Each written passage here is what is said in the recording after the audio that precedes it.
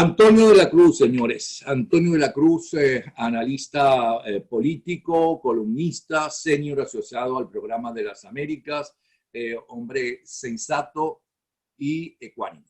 Y yo le pedí, a ver si empiezo una serie con gente como él, ¿no? Un 3 más 3 más 3, así lo he llamado. Es decir, el top 3 de los errores y de los éxitos tanto de la oposición como de la narcotiranía. Yo le decía narcodictadura hasta que Aristiqueta Granco me dijo, no, dictadura fue la de Pérez Jiménez. Esto es una tiranía, la narcotiranía. Y además los logros y fracasos de la narcotiranía y de la oposición frente a la política norteamericana, para tratar de comprender mejor qué hay que hacer para acabar con la narcotiranía. Y qué mejor que él para que nos dé exactamente y nos diga lo que él piensa, lo que él ha escuchado, lo que él ha discutido con líderes tanto del gobierno de los Estados Unidos como de la políticos de los Estados Unidos, como de la oposición venezolana. Bienvenido, Antonio de la Cruz. Muchas gracias, Napoleón. Fíjate, cuando vamos a ver este ejercicio muy interesante de ver tres grandes errores o aciertos de cada uno de estos bloques, vamos a tomar como premisa lo que tiene el 20% de la razón de estas causas generan el 80%. O sea, por supuesto, cubrirlas, entonces vamos a ver las que impactan mayor. Entonces, vamos a empezar con el gobierno interino de Juan Guaidó. Entonces, veamos eso, veamos ese periodo, lo estamos viendo, vamos a circunscribir esto en la administración Trump, o sea, quiere decir 2016, 2020 o 2017, 2021, que es cuando entrega, si será el 20 de enero de este próximo año. Entonces, ¿qué tenemos? Veamos el interinato. Básicamente, cuando uno ve estos 4 años, y donde además el interinato tiene un poder que es la asamblea, el poder legislativo, que tiene, o sea, que cuando lo comparamos como poder, tenemos un poder legislativo en manos de una asamblea y Maduro tiene, por supuesto, el ejecutivo y el judicial y los otros, por supuesto, ¿cómo se llama? El del pueblo, el ciudadano, toda esa parte que cuando Chávez dividió esto en 5 poderes.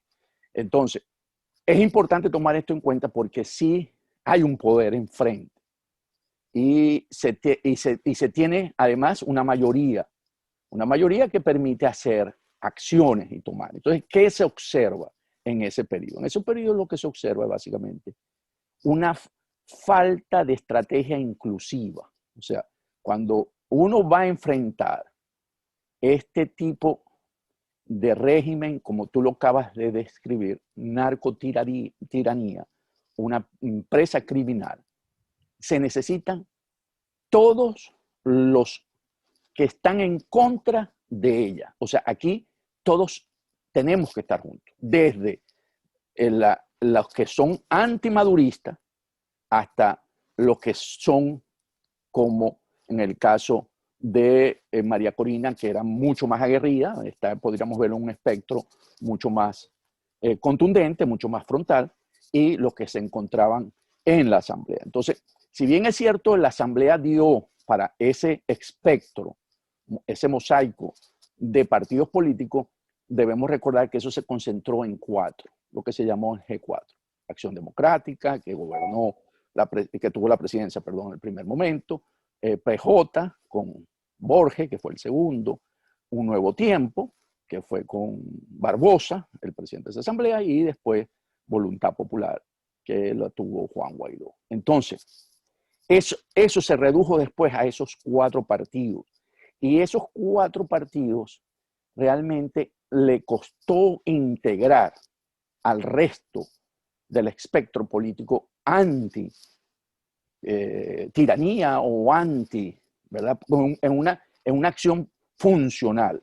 Fue realmente, costó mucho y hoy eso realmente muestra que es un gran error, porque para poder lograr sacar a esa tiranía se necesita la ayuda de cada uno, hasta, ¿cómo se llama? Falcón, Eduardo Fernández, que hoy están en otra posición, pero todos debemos estar en una misma unidad y eso es importante tomarlo en cuenta. Ahí, por supuesto, se desprende, si no hay una estrategia inclusiva, es la visión compartida para alcanzar el poder, porque cada uno de estos factores fue manejando su propia visión de cómo llegar. Por ejemplo, cuando vamos al ciclo del 2019 hasta ahora, la estrategia fue el cese de la usurpación, gobierno de transición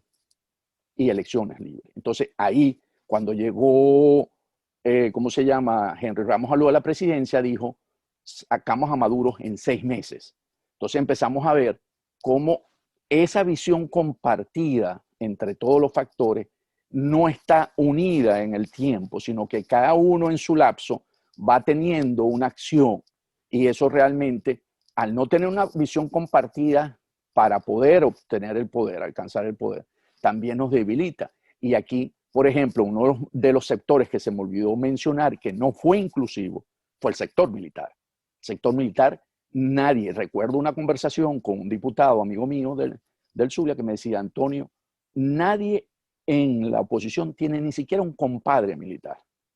O sea, eso es importante porque si tenemos que actuar y ver cómo sacar ese régimen, el sector militar, claro, esto fue una estrategia que utilizó Chávez cuando toma el poder y se da cuenta en el 2002 que lo pudieron sacar, cómo él empieza a desmovilizar los cuadros y empieza a poner a su gente y poco a poco fue sacando todo aquello. De hecho, Baduel, en el momento que se le presenta como una opción, él lo pone preso.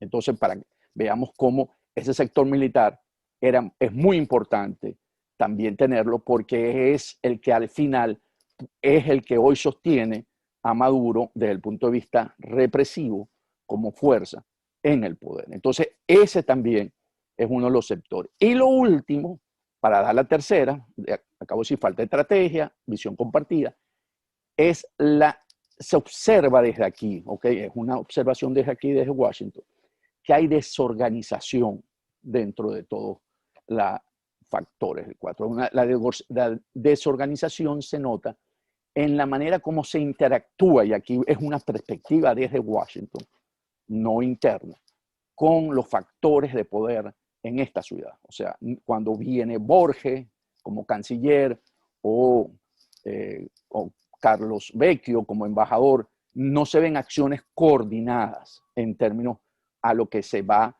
a tocar los resortes del poder como el Senado y la misma Casa Blanca. Podría mostrarse que sí existe, pero en efecto no es cierto. O sea, cuando vienen y se les pregunta, y esto es una conversación que sostuve este fin de semana con un gran amigo, que me dijo, Antonio, se le preguntó a Borges, Borges visitó este momento la ciudad, esta semana que pasó, Julio Borges, y se le dijo, mira, pero es que nosotros no vemos unidad entre ustedes, una diferencia entre usted y Leopoldo López. Él dijo, no, nosotros estamos alineados, nosotros no tenemos ningún problema. Y cuando fueron desarrollando los temas, él mismo dejó de decir, bueno, es que voluntad popular, entonces le dieron, bueno, precisamente eso es lo que estamos planteando, porque esa falta de unidad interna entre los mismos factores también ha desgastado ante la administración su poder de influencia. Con eso cierro la parte de los 3 errores de la oposición. Los 3 grandes logros de la oposición. No, los 3 grandes logros. Bueno, vamos a los logros.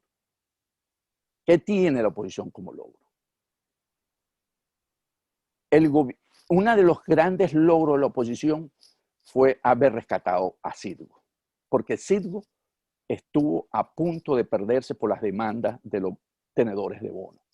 El haber rescatado a Citgo, porque Citgo es una pieza muy importante para cualquier plan de desarrollo futuro después de la transición para Venezuela.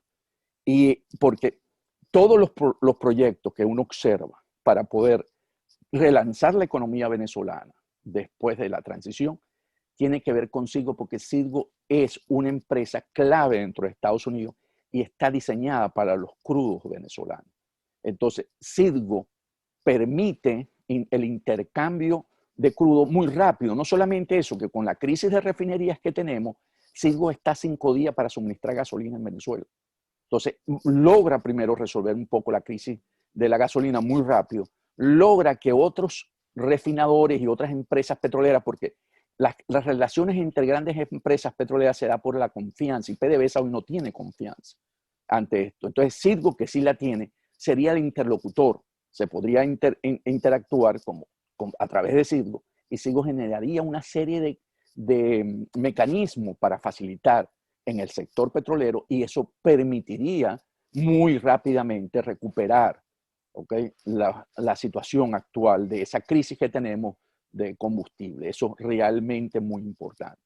El otro gran acierto fue básicamente, aunque muy demorado, ¿okay?, porque esa acotación me la hizo este amigo del fin de semana, fue los pagos a los médicos que están trabajando frente al COVID.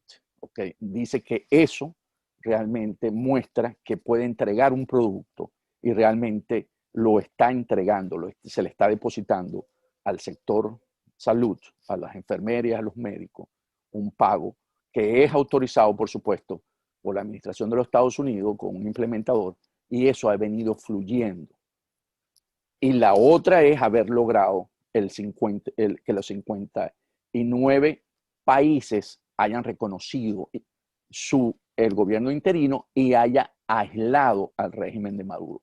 Algo que realmente le ha permitido tener, y de hecho es tan importante, que logra mantener hasta ahora el oro de Londres. Y eso, aunque no ha tenido una funcionalidad directa en los países europeos, porque todavía existen los embajadores del régimen, sin embargo tienen interlocución y eso le ha permitido crear ese bloque que lo ha reconocido y que hoy dicen que las elecciones del 6 de diciembre son ilegítimas y que no van a ser reconocidos. Ese es un gran logro porque tiene un mundo internacional que lo apoya y que es necesario para continuar en esta lucha. Después del 5 de enero 2021, ese apoyo de esos países va a ser fundamental, porque si en un momento determinado se logra perder por X,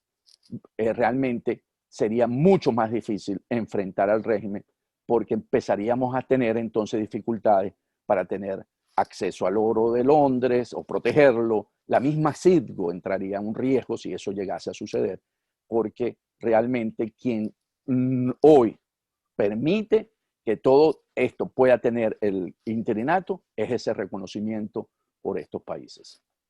Vamos ahora con los 3 principales logros y los 3 principales fracasos de la narcotiranía. Ok, aquí realmente hay que verlo como estos 3 grandes errores es lo que no, él sigue en el poder, por lo tanto uno puede decir, bueno, ¿dónde están sus errores si él sigue en el poder? ¿Verdad? Entonces tú vas a decir, pero que le dificultó, que le ha puesto un poco más difícil ese mantenerse en el poder. Entonces, en ese sentido, uno de los grandes errores fue la elección presidencial de 2018, porque y al no dejar postular los partidos políticos, recordemos que en ese momento él inhabilita los partidos Primero Justicia, Voluntad Popular, Acción Democrática, porque eso le generó a Maduro y a su régimen, a su narcotiranía, una fachada en la que se mostró ya en ese momento, al no usar la elección como un mecanismo del autoritarismo competitivo, él entonces genera lo que va a ocurrir en términos del 2019, porque eso le da la causa o el motivo de la legitimidad a partir del 19 por estos países. Entonces, eso lo puso en una situación que hasta ese momento no había incurrido en los 18 años de régimen chavista madurista. O sea, ellos en ese sentido es la primera vez en que entra en una condición de legitimidad reconocida internacionalmente, No en la práctica interna, porque en la práctica interna definitivamente no son democráticos. Recordemos que ahí el secretario general de la OEA, Luis Almagro, había determinado ya que en la práctica, en el ejercicio, había dejado de ser una democracia anteriormente. Entonces, no por las prácticas internas, sino por la parte internacional, Maduro comete ahí un gran error, porque si él en ese momento deja participar a estos partidos, generalmente cada uno hasta ese momento la unidad no era total, aunque veníamos con haber ganado la Asamblea Legislativa, iba a haber seguro internamente discusiones y Maduro posiblemente tenía una gran opción de ganar esa elección. Pero haber permitido la elección para esa Asamblea Legislativa, y es verdad que por las presiones nacionales e internacionales y las conversaciones y demás, haber legitimado esa Asamblea Nacional no fue uno de los más grandes errores de la narcotiranía. Sí, ese, lo que ocurrió ahí es correcto. Ellos pensaron en ese momento, porque hasta ese momento habían ganado casi todas las elecciones. Recordemos que Chávez había sostenido como tesis que había ganado, no recuerdo ahorita la cifra, y había Cuando perdido solamente ganó la primera. Bueno, okay. Es que además, para es nadie es un secreto del Consejo Nacional Electoral que estaba en manos de ellos. Sí, bueno, cuando yo digo ganó, quiero decir que la manejó y pudo mostrar que, y la gente no lo cuestionaba, el mundo internacionalmente no cuestionaba esos resultados. O sea, pero es cierto, es a través del manejo de la elección, como lo hicieron con todo ese diseño, esa ingeniería electoral que tomaron de los puntos rojos, del manejo de las máquinas. La ingeniería electoral que ellos hicieron con los puntos rojos, que ellos sabían en tiempo real quiénes habían ido a votar por parte de ellos, era muy importante, por eso les permitía mover a la gente a los centros de votación que necesitaban para poder superar si necesitaban, ¿verdad? Y el control social, recordemos que lo usó mucho también. ¿Okay? Pero eso es otro análisis. Pero sí, ¿qué ocurre con el 2016 o la Asamblea del 2015 es la elección? Que al lograr ahí el error fue reconocer el resultado en ese momento cuando Diosdado Cabello y sus huestes querían ir a los centros electorales a que no lo cerraran para poder empezar a llevar gente, y fue cuando el general Padrino López sale en la televisión y dice que hay que cerrar, bueno, después que salió, por supuesto, conversación con la del Consejo Nacional Electoral, Tibisay y Lucena, de que se cerraban las votaciones y que había que dar los resultados.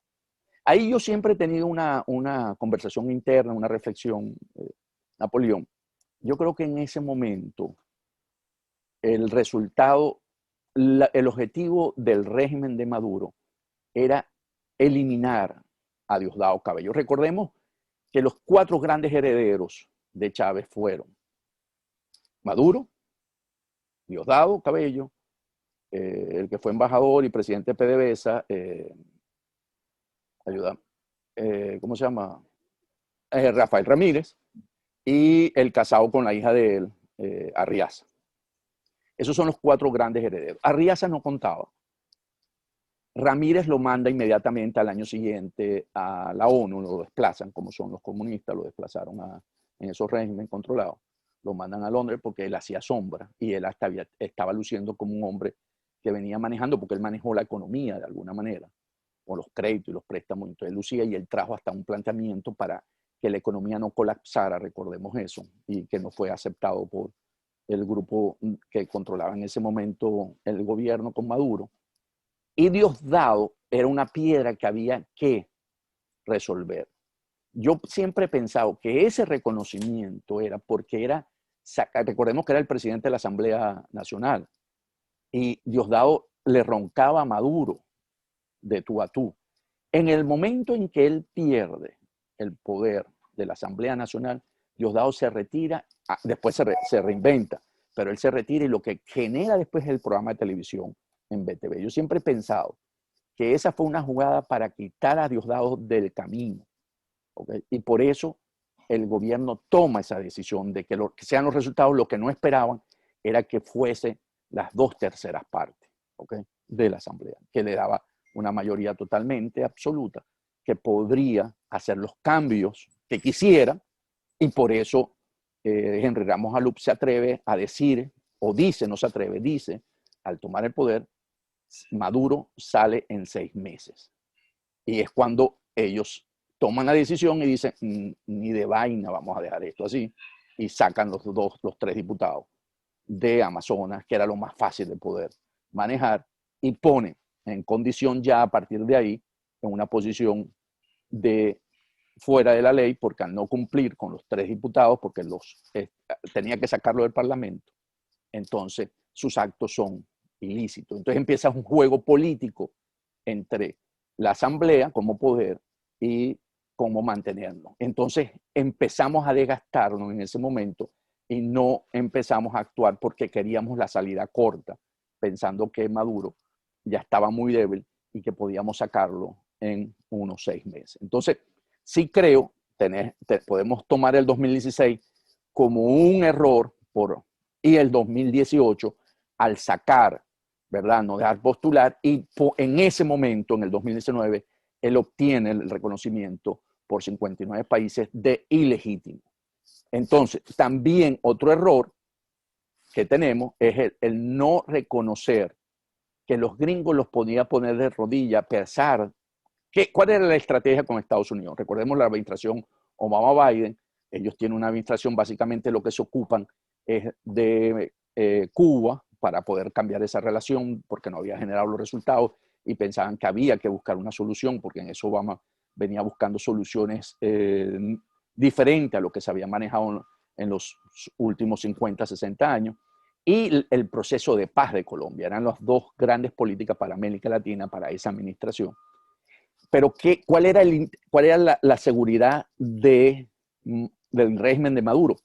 En que ellos pagaban los bonos. Si algo tenían los bonos venezolanos, era que cumplía, recordemos, Maduro con el pago inmediato, porque pensaron que teniendo satisfecho a Wall Street, era una manera de influenciar a la administración actual en ese momento y la futura, porque definitivamente los factores en Estados Unidos de Wall Street son importantes y el cumplimiento consuetudinario les permitía tener esa entrada, porque era un bono además donde mucha gente, el rendimiento era sumamente bueno porque tenía alto rendimiento, recordemos en el mercado era de alto rendimiento y por lo tanto había muchos bondholders que tenían en las cuentas bancarias, financieras, y eso le permitía pensar. Y ahí Maduro se equivocó también, hay un error,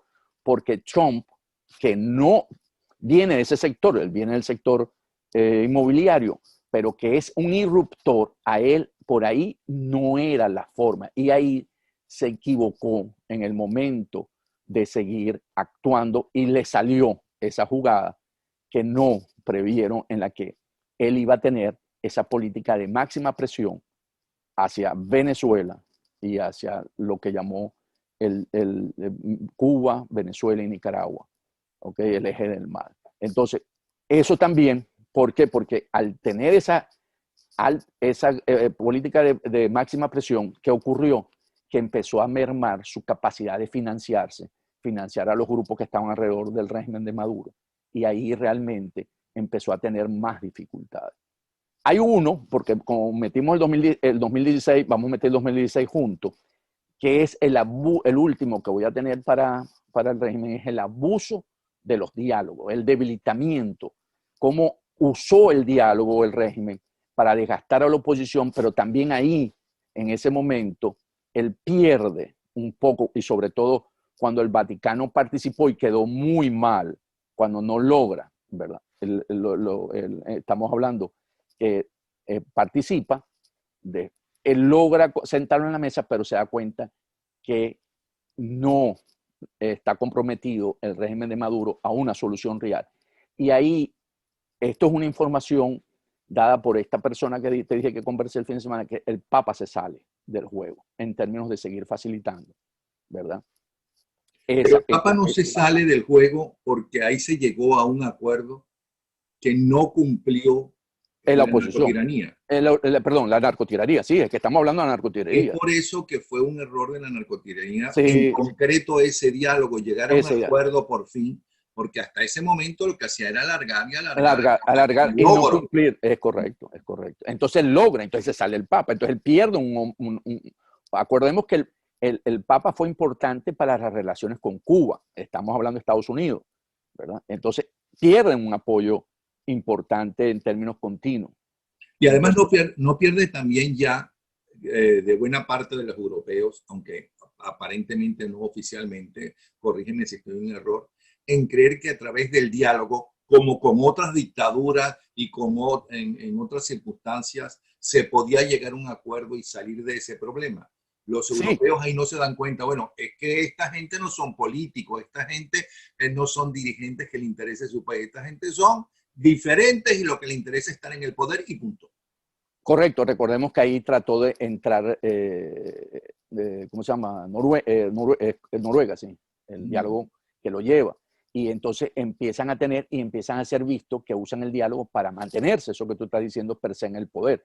Y eso realmente los empieza a colocar como a mostrar ese rostro de narcotiranía, como tú lo estás diciendo, porque, por supuesto, el narco está señalado desde la administración Obama-Biden, cuando empiezan a dar los indictments. Y sin embargo, ¿verdad?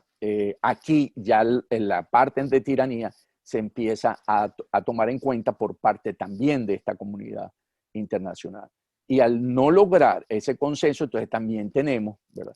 Al final, su gran error, pensar en que la violación de los derechos humanos, ¿verdad?, con una comisionada como Michelle Bachelet, iba a lo mejor a hacerse de la vista gorda, pero no pudo. Entonces, el que Bachelet haya señalado a ese régimen como de crímenes de lesa humanidad, aunque no, ella no, hasta ese momento no lo hace, y empieza a señalar los abusos de los crímenes que ocurren en Venezuela y empieza a tener una lucha por los derechos humanos. Ese también porque Bachelet siempre había estado en la esfera de influencia de una manera, no por creer en el socialismo del siglo XXI, sino por compartir ideas en términos de la parte del bienestar social y el Estado benefactor. Entonces, Bachelet también es otro error para ellos, porque ella realmente, si lo vemos hoy, en esa comisión es realmente donde ellos para el futuro van a tener mayor dificultad, porque al ser crímenes de lesa humanidad, eso no caduca en el tiempo. No, y además no hay diálogo posible, porque los noruegos, por muy buenos que sean en ese trabajo históricamente, ¿qué acuerdos pueden llegar con todos esos acusados y que están en la Corte Penal Internacional o acusados de narcotraficantes por la justicia norteamericana, que hasta ¿cómo se llama?, precio tienen conseguirlo? Es Eh, correcto. ¿Cómo, Entonces, ¿Qué pueden ofrecer? Ah, que te dejamos ir a Cuba y nos hacemos los locos. Pero no, es que Cuba no quiso aceptar cuando cayó Hugo Chávez. ¿Van a aceptar ahora a Maduro? es correcto. Cuba no le gusta tener esas papas calientes porque saben que en un momento determinado, si quieren negociar cualquier situación, esa es una parte débil, tenerlo dentro de tu país. ¿Okay? Porque es muy débil cuando tú vayas a negociar porque te van a pedir eso y tú no vas a poder. Pues, o sea, si le O das sea, garantías, va a esas costar serían las tres equivocaciones mayores de la mayores. narcotiranía. Sí. ¿Y cuáles son los tres mayores logros de la narcotiranía? Además de quedarse todavía en el poder y no permitir que se pudiera cumplir lo que pidió Guaidó, ¿no?, que ahora acusan solamente a Guaidó de eso. No, no es tan fácil acabar con una narcotiranía, no con una dictadura nacionalista, sino con una narcotiranía. Ok, ¿cuáles son los tres grandes logros? Ok, los tres grandes logros de la narcotiranía, lo tenemos que ver, es el poder haber mantenido y desarrollado las relaciones con, al cerrársele estos 59 países, ¿verdad?, es poder abrir otro frente, otro tipo de aliado que fue Turquía e Irán. Eso es realmente un logro, porque él logra empezar a tener una relación con Turquía que, a pesar de que él está bueno, está en Europa y está en la otra pedazo ¿cómo se llama? En Asia. Entonces, pero él tiene ahí un eje importante que empieza a manejar y con los iraníes. ¿Por qué con los iraníes? Porque los iraníes empiezan a permitirle poder salir de una situación donde lo empieza a asfixiar las sanciones de Estados Unidos y lo empieza a poder salir de crisis, porque si en Venezuela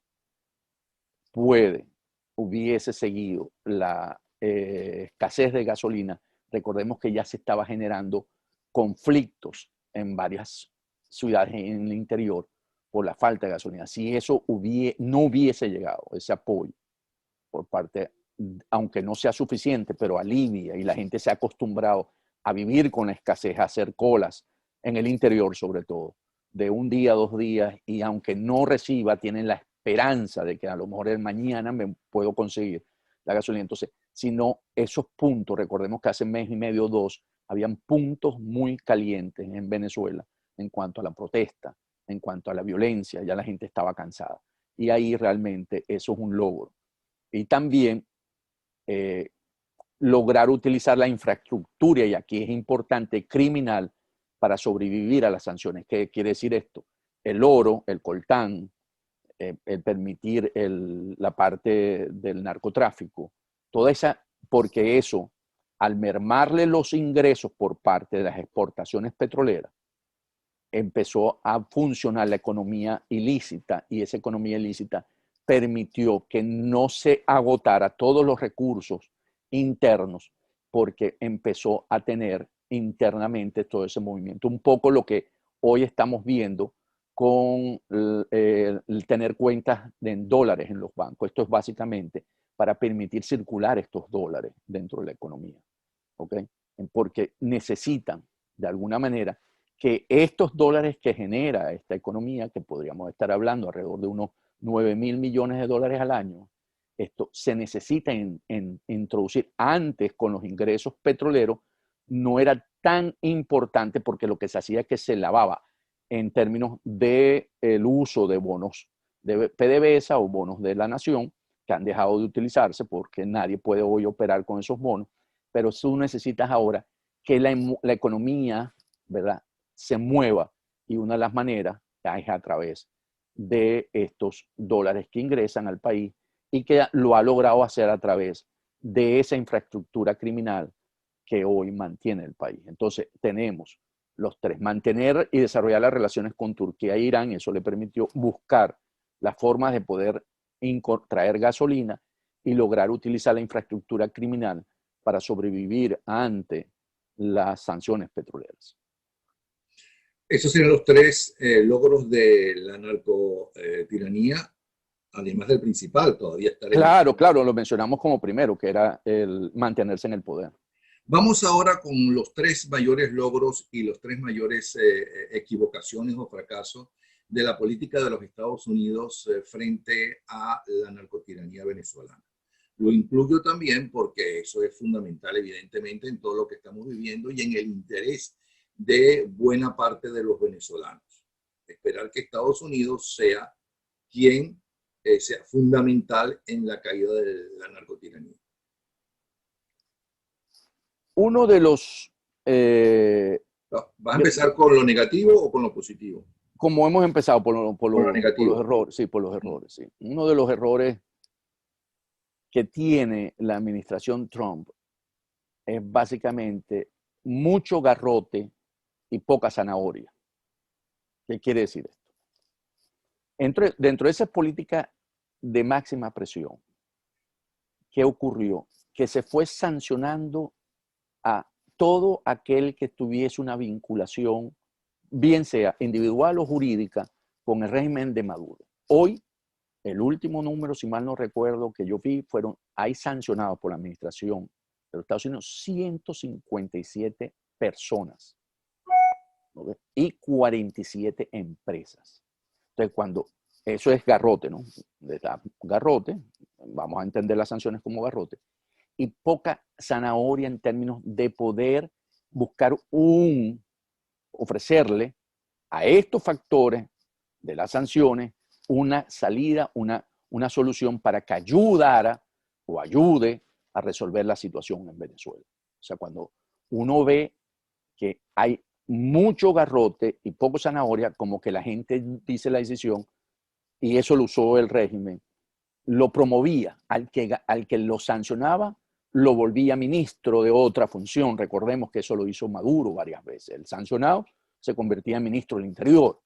Entonces, en ese sentido, más bien el régimen lo utilizó para mostrar que era uno de los nuestros, somos más, y que eso no iba a dar ningún resultado. Cuando Pero lo vemos, perdona, frente a eso también, y aunque no se hacía público, tengo entendido que también trataban de dialogar con elementos importantes del narcorrégimen y se sentaron. Por cierto, que en varias ocasiones sí se supo, se sentaron con ese elemento, ya sea en México, ya sea en otro país del mundo, ya sea en España. hubo con grupos económicos que tenían muchos intereses aquí, sí hubo reuniones, pero ahí vengo a la parte esa del desconocimiento, ese es un error de parte de la administración, confiando demasiado en esa parte de los venezolanos, en la que pensaban que podían facilitar estas situaciones, y estoy hablando en todo el espectro, desde la oposición hasta estos sancionados, y podemos hablar como un ejemplo, el 30 de abril, de la ayuda humanitaria, en la que se creía que se tenía los mecanismos para hacer los esfuerzos y poder lograr el objetivo, y a la final no se logró. Yo creo que aquí la administración tuvo mucha confianza en esos interlocutores y resulta que muchos de ellos jugaron en la cuerda floja, jugaron para ambas partes. Y cuando veían que no les daba eso que estamos diciendo, la zanahoria, que le ofrecía a ellos para poder seguir, y comparaban con lo que tenían con el régimen, se quedaban con el régimen y traicionaron a la opción de los Estados Unidos. Porque allí, ¿verdad? No, a las Fuerzas Armadas, por ejemplo, no hubo realmente una oferta real, excepto el plan de transición, que se le dijo que se podían quedar. Pero en términos de contacto, se le dejó a la parte del gobierno interino, y aparentemente todo lo que en ese momento ofreció el interinato a los Estados Unidos no estaba bien amarrado, y por lo tanto generó una sensación de que no fracasaban los Estados Unidos. Y allí eso generó una frustración en el presidente Trump, porque aquí sus asesores decían que venían un proceso controlando para la salida de Venezuela, y él confió. Y según las informaciones que manejo, después del 30 de abril estuvo 6 semanas muy disgustado, muy molesto, y que no preguntó más por Venezuela durante 6 semanas. Pero no era porque estaba medio así molesto con Venezuela, porque siempre lo ha tenido en su pensamiento, en su acción, sino con los que facilitaron ese programa, que recordemos, estuvo John Bolton, Mauricio Claver y Elliot Abrams, que hablaron directamente, y realmente él estaba muy disgustado porque sintió que no entendieron cómo se movía el venezolano, y tuvieron mucha confianza en el interlocutor en ese momento. Entonces, eso realmente es un error para los Estados Unidos, siendo una potencia una potencia que puede tener muchos elementos y poderse comprometer y poder fracasar. En ese intento quedó sumamente mal, porque en ese momento el resto de los países, del concierto de los países, se dio cuenta, los 59 países, que Estados Unidos andaba buscando una salida de fuerza también, y que ellos no estaban de acuerdo, porque aquí una de las críticas que se le hace a la administración Trump es que actuaba de una manera unilateral, no una manera con los demás países, multilateral, que es uno de los enfoques que trae Biden para la nueva administración, de poder actuar a través de la Unión Europea, la ONU, para poder ver si puede lograr doblegar una solución para Venezuela. Entonces, Eso realmente fue un gran error dentro de la administración norteamericana. Este es el primero. ¿Cuál sería el segundo? No, tenemos el desconocimiento, confiando en los venezolanos, ese es uno, ¿verdad? Dijimos mucha zanahoria, y mucho garrote y poca zanahoria, es el segundo. Y el tercero, dijimos, el no entender los resortes que mueven a las Fuerzas Armadas de Venezuela para lograr el cambio que se produce. El no tener eso, y que fue básicamente por la relación con los interlocutores, ¿okay?, en Venezuela. Y eso realmente generó frustración en el presidente. Aquí consideran, y esto es una consideración que fue aportada por una persona muy cercana a la administración, que el reconocimiento de Guaidó, al no haber dado ningún resultado tangible, puede haber sido un error, porque al momento en que reconoce a Guaidó, se casa con esa opción y es una única solución que ve y no deja otras opciones abiertas. Claro, visto hoy, a la luz de que no hay un resultado tangible dentro para que hubiese un cambio en Venezuela. O sea, vuelvo a decir, conversando con varias personas, me dijeron, yo creo que eso puede ser hoy tomado, viendo la administración, viendo los 4 años, como un pequeño error. ¿Y cuáles serían los 3 grandes éxitos de la política norteamericana frente a la lucha contra el narcorrégimen venezolano? Lo primero más importante que hizo, su gran acierto, aunque no fue aceptado por la narcotiranía, es la propuesta de transición del Departamento de Estado. Esa propuesta de transición realmente es un marco que puede ser utilizado para la solución en Venezuela.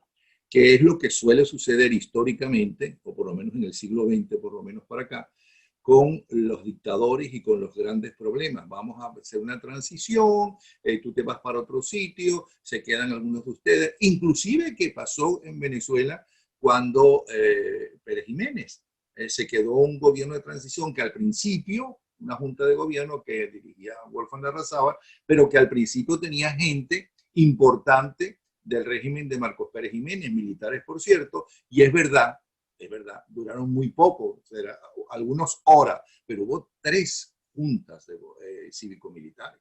Correcto. ¿Okay? Sí. Entonces propusieron eso y no resultó. Entonces, esa propuesta de la transición es un gran acierto. Lamentablemente, no fue acogida por el régimen, la narcotiranía, perdón, y no fue empujada muy fuerte por el literato, porque en ese momento se dijo la propuesta que nosotros pusimos en Noruega. Y realmente esto pudo haber confluido si se hubiese aceptado, porque le daba una solución a todas las partes, como tú acabas de decir.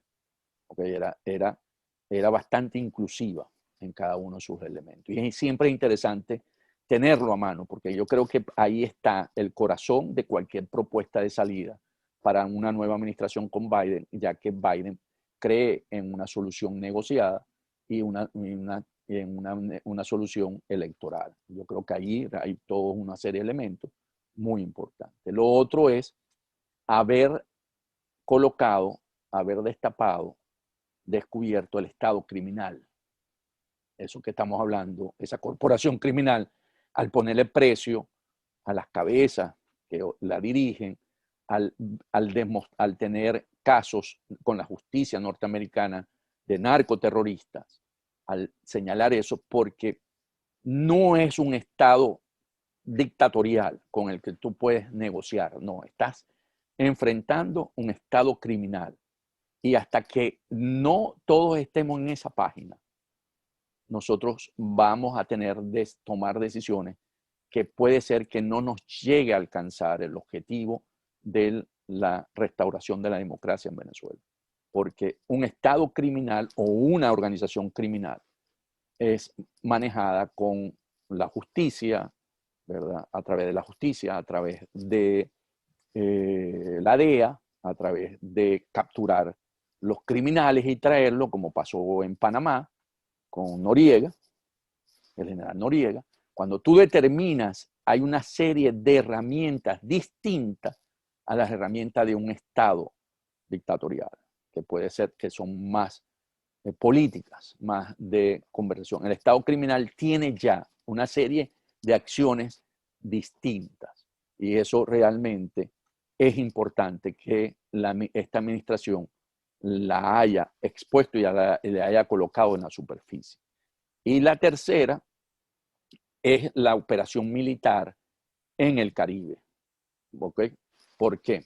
Porque esas operaciones militares mostró que sí había un músculo militar que está actuando. Lo que pasa es que no hay una acción directa, esto es una acción indirecta. Son para evitar básicamente el flujo de esas actividades ilícitas que hoy le permite al Estado sostenerse ante las sanciones económicas que tiene. Entonces, esa acción militar, además acompañada por 20, 22 países, creo que es, en esa operación muestra, primero, que no es solamente Estados Unidos, es una de las acciones que Estados Unidos logra convocar a los países que lo acompañen. Y en ese sentido es también un logro, porque ahí se crea una fuerza multinacional que no ataca, no provoca una salida del régimen, pero que está allí con presencia, que está escuchando y que está viendo cómo que está ocurriendo. Recordemos que varias veces se ha acercado a las aguas territoriales de Venezuela y ha entrado, porque son las maneras como ellos van captando inteligencia y que tienen. O sea, eso también es algo que es positivo para la administración de los Estados Unidos. Entonces, las tres tareas, la propuesta de transición, descubrir, destapar el Estado criminal y la presión militar o la acción militar, la operación del Caribe, la operación que hicieron, porque permite los esfuerzos multinacionales y enfrentar y mostrar que ese flujo que tenía de ingresos a través de actividades ilícitas también se ha reducido. Ahora, y para finalizar, y interesantísimo todo lo que nos has dicho, y vuelvo a repetir, no es que él piense e invente que esto debió haber sido así, sino en base a la información que él tiene, saca todas esas conclusiones, información directa de donde él está, Washington, de la dirigencia política, económica y militar. Te pregunto, la no intervención militar que tanta gente apoyaría en Venezuela, ¿es un logro o un fracaso de la oposición, de la narcotiranía o de la política exterior norteamericana?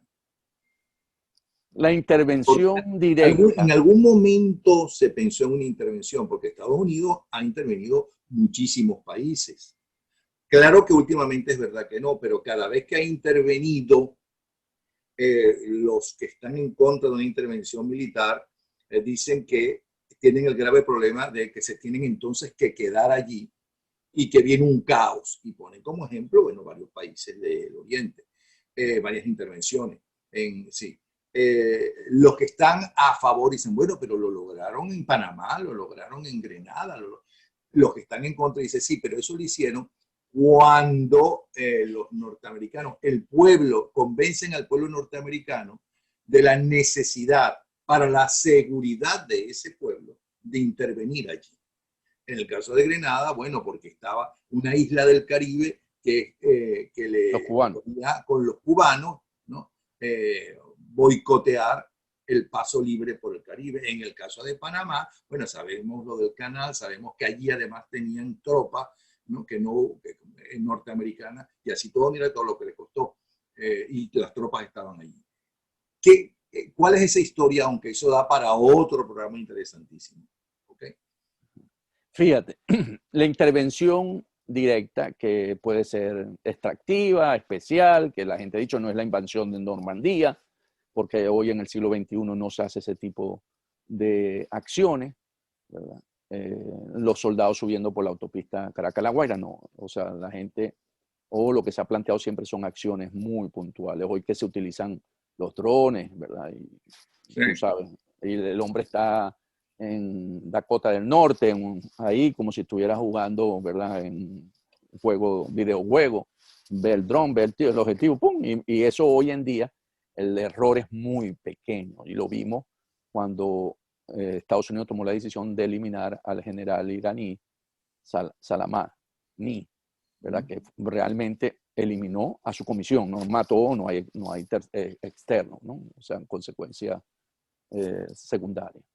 Entonces, ¿qué pasa? Allí básicamente para la administración Trump y directamente para Trump sí pensó que esa era una opción real en Venezuela. Y tengo entendido, y perdón que te interrumpa, que tanto Trump como Guaidó estaban de acuerdo en esa intervención en un momento dado, y que es más, Trump la pidió. ¿Es verdad correcto, o es mentira? es correcto, fíjate. Cuando Juan Guaidó visita Estados Unidos y tiene la reunión con Trump, al día siguiente, después del discurso del State of the Union, como se le llama, que ve Trump la aceptación de Guaidó por parte de los demócratas, como se pararon y aplaudíamos, recordemos aquella noche. Trump toma la decisión de reunirse, de darle la agenda a Juan Guaidó y tener una reunión al día siguiente. Entonces, en esa reunión que conversan, y recordemos que fueron 2 horas de conversación. O sea, con Trump no llegaron a las 2 horas, pero todo el tiempo que estuvo Juan Guaidó ahí fueron 2 horas. Empieza Juan Guaidó a contarle toda su cosa y él le hace una pregunta y le dice, esto que estoy contando es por alguien que estaba ahí que me dio la información este fin de semana. Le dice, ¿y los militares? Y Juan Guaidó cree que es los militares venezolanos y le empieza a hablar de los militares venezolanos. Dice, no, los militares. Entonces, en ese momento la agarra y hablan de los militares norteamericanos, los gringos. Y entonces, claro, por supuesto, Juan no tiene cómo tener una respuesta, pero él le está preguntando si ha habido conversaciones para una posible acción de fuerza en Venezuela con los militares americanos. Esa es la pregunta que le hace. No hay unas conversaciones ahí. En ese momento se da cuenta Trump de que no ha habido. Entonces él toma la decisión, y eso creo que sí es fuentes abiertas, y le pide que en el salón que está al lado se reúnan el Pentágono, el Departamento de Estado, el Consejo de Seguridad, Juan Guaidó, la comisión de Juan, pues, que estaba acompañada ahí, para ver esa opción. Y esa opción, lo que pasa es que el Pentágono en ningún momento ha tenido como una opción real esa. El que no la ha tenido no es el presidente Trump, ni Juan Guaidó, ni Guaidó. Es el Pentágono. Lo que supe ese día fue que el Pentágono se levantó y se fue. Con una excusa, pues no es que hizo el desaire, no. Tenemos una reunión, porque fueron a una reunión corta con el presidente, que estaban ahí por la llegada de Guaidó, pero se paró. Y el Departamento de Estado al poco tiempo también. Entonces quedaron como los segundos niveles, segundo y tercer niveles, conversando para ver esta acción. Lo que concluye esta fuente es que la acción del Caribe es producto de esto como una respuesta a eso que el presidente quería.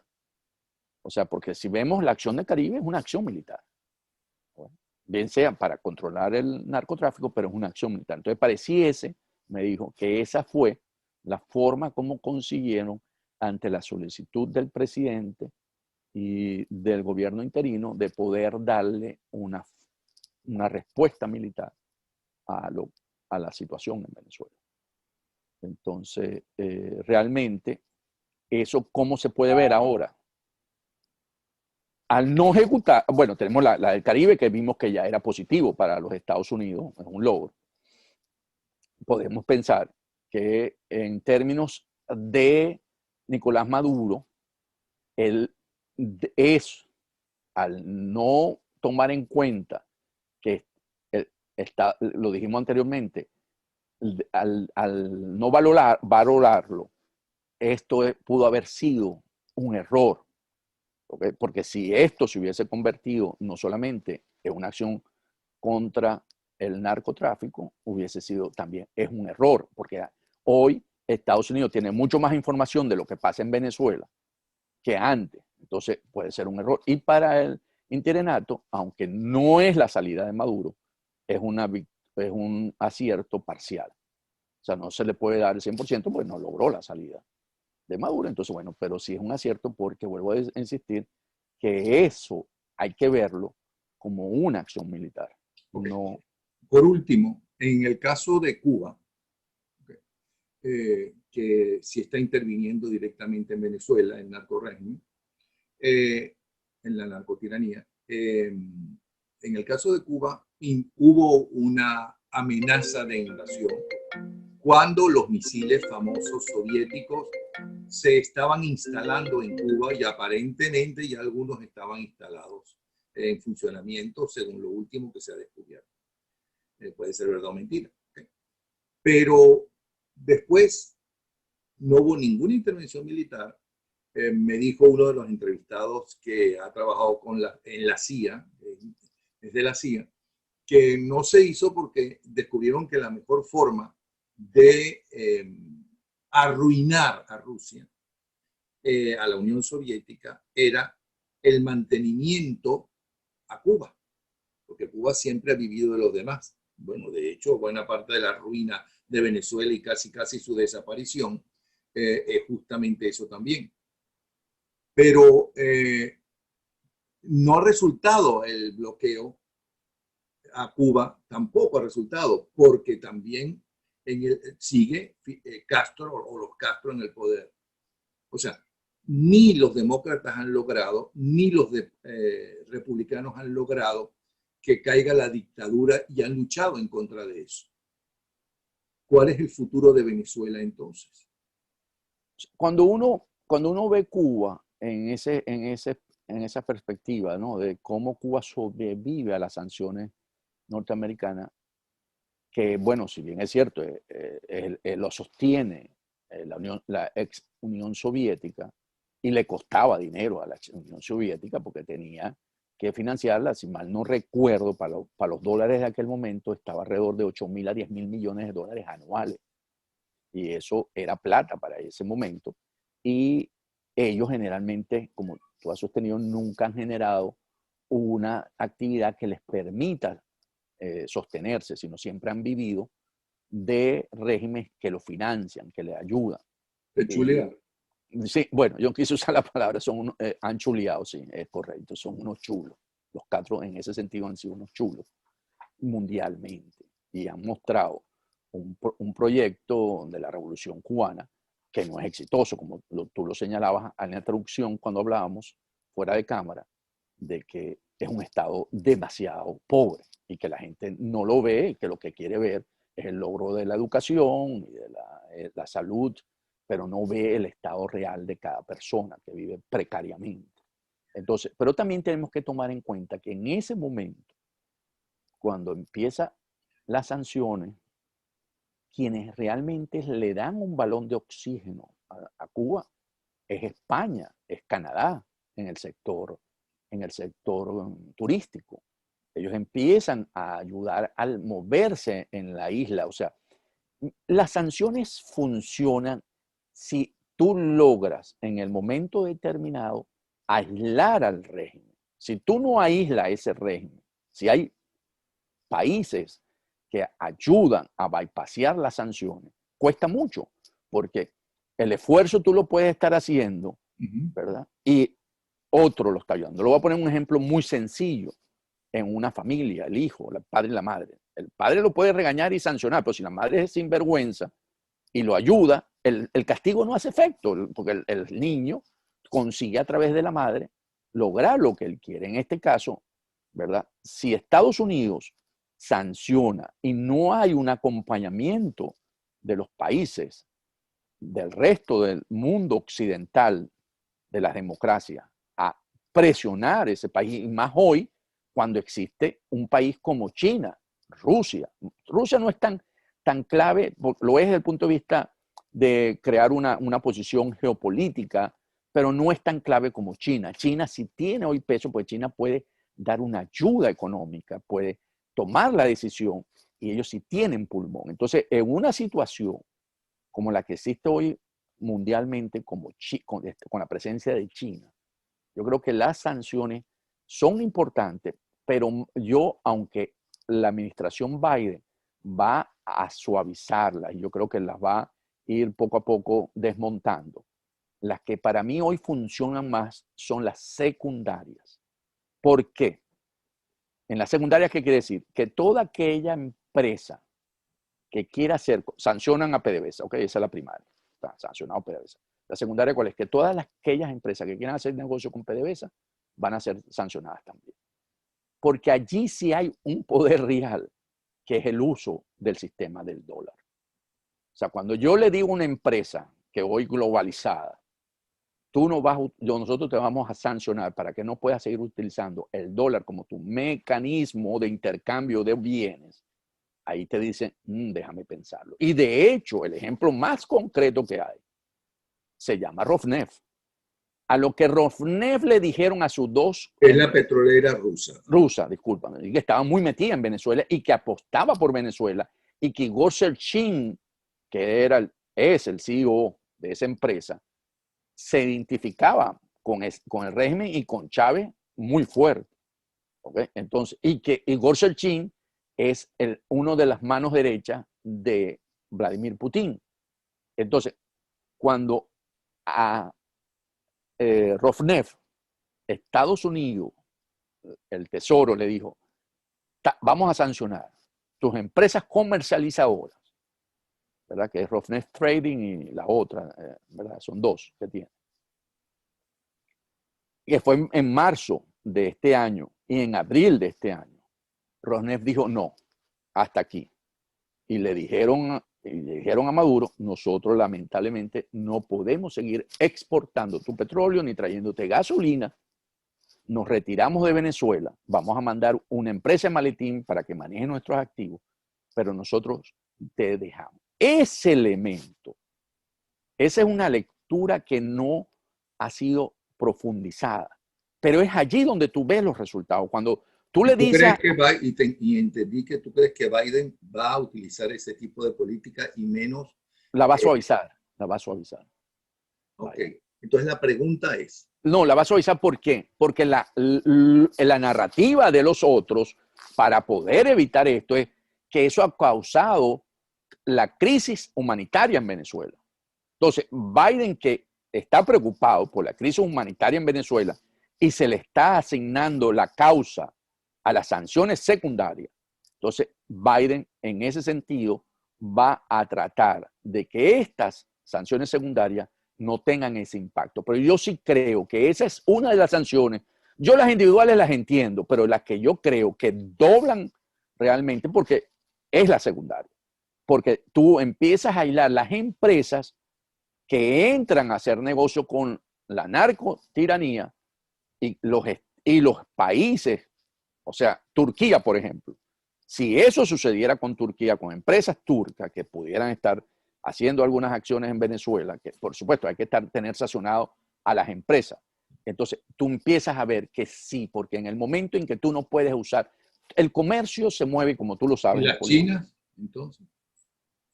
La China es distinto, le quedaría a China, pero China, que está en este momento, hasta hace muy poco, no queriéndose pelear con los Estados Unidos porque necesita todavía, no ha llegado a ser la potencia número uno. Entonces, disgustar a los Estados Unidos en su patio trasero es manejable. O sea, yo creo que ahí se puede manejar con la China. Decirle, mire, nosotros realmente estamos interesados, porque recuerda que lo que está haciendo China está creciendo en su patio trasero, ha creado islas, acaba de agarrar Hong Kong. Entonces, para ellos no es difícil. Está metiendo como nadie en Europa, para empezar pues desde Italia en adelante. Correcto. Pero entonces, lo último, porque esto ya llevamos más de una hora. Biden va a ser el próximo presidente de los Estados Unidos. Totalmente, totalmente. No nos engañemos. No. Yo ahí no tengo duda. No, sí. Pero por lo que tú sabes de cómo ya se empieza a manejar y se está discutiendo el caso de Venezuela, la gente de Biden lo está en este momento discutiendo.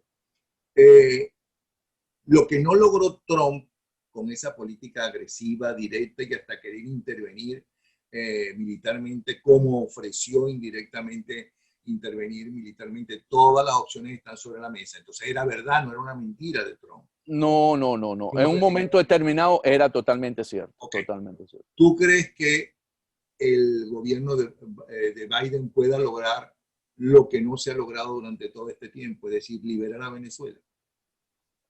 Mi mejor escenario es si en el 2021 la administración de Biden no logra colocar toda la presión posible para una salida negociada, como él lo ha dicho, diplomática, con la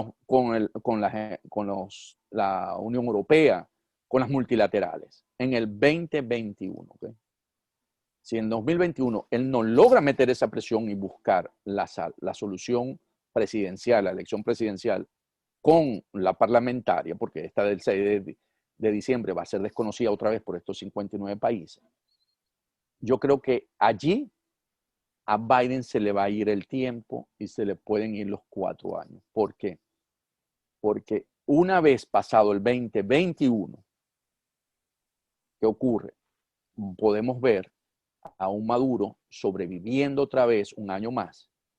Y recordemos que él, con la ley antibloqueo, las empresas petroleras que hemos estado hablando van a regresar al país. Y sobre todo, empezando con Chevron, van a comprar esa parte que le quedan de las asociaciones estratégicas, porque recordemos que la mayoría de las acciones que hoy están en manos de PDVSA están dispuestas a venderlas. Y al tener mayoría de las acciones, ellos van a ser dueños del proceso, van a ser dueños del producto, ellos pueden hacer. Entonces, al tener, como toda empresa, como una empresa común y corriente, y eso realmente va a generar en Venezuela una situación en la que Maduro empieza otra vez a tener ingresos por exportaciones petroleras, y eso puede ir mejorando lentamente la situación interna del país. Ok, espero que no se pueda lograr por parte de la narcotiranía semejante cosa. No, te dije si no lo logran en el 2021. Yo lo que he estado conversando aquí, que en el 2021 Biden debe cumplir con su agenda. No la deje para después, porque después puede ser tarde. Bueno, interesantísimo todo este panorama. Creo que tenemos más claro el panorama, los logros y fracasos de cada una de las partes en juego por nuestra libertad o para continuar la narcotiranía. Gracias, Antonio de la Cruz, columnista, analista, además, déjame ponerme la lupa de los 40 o más de 40 años con ellos, senior asociado al programa de las Américas. De verdad que muchísimas gracias, Antonio. Como siempre, muy interesante tus conversaciones, tus charlas, tu cátedra. Un abrazo. Muchas gracias, Napoleón, por la invitación. Un placer. Un abrazo.